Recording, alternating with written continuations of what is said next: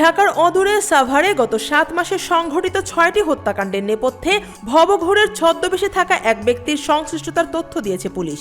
অভিযুক্তের নাম মশিউর রহমান খান ওরফে সম্রাট, বয়স 40 বছর। সোমবার দুপুরে সাভার থানা চত্বরে সংবাদ সম্মেলনে ঢাকার অতিরিক্ত পুলিশ সুপার আরাফাতুল ইসলাম এসব তথ্য জানান। তিনি বলেন, সম্রাট দীর্ঘদিন ধরে সাভারের বিভিন্ন এলাকায় ভবঘুরের মতো ঘোরাফেরা করতেন, যাতে কেউ তাকে সন্দেহ না করে। পুলিশের তথ্য অনুযায়ী প্রথম হত্যাকাণ্ডটি ঘটে 2025 সালের 4 জুলাই। সেদিন রাতে সাভার মডেল মসজিদের সামনে আসমা বেগম নামে এক বৃদ্ধাকে শ্বাসরোধ করে হত্যা করা হয়। এরপর 29 আগস্ট সাভার পৌর কমিউনিটি সেন্টারের পরিত্যক্ত ভবনের ভেতরে এক যুবককে হত্যা করে তার মরদেহ পুড়িয়ে দেওয়া হয়। পরবর্তীতে 11 অক্টোবর ও 19 ডিসেম্বর একই ভবন থেকে আরও দুজনের লাশ উদ্ধার করা হয়।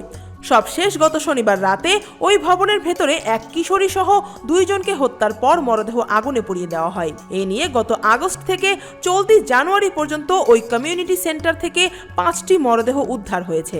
সাভার থানার ওসি হেলাল উদ্দিন বলেন, নিহতদের অধিকাংশই ভবঘুরে বলে ধারণা করা হচ্ছে।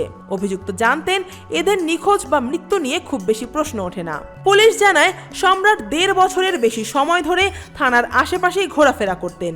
রোববার বিকেলে সাভার থানার সামনে থেকেই তাকে আটক করা হয়। প্রাথমিক জিজ্ঞাসাবাদে 6টি হত্যাকাণ্ডে জড়িত থাকার কথা স্বীকার করেছেন তিনি।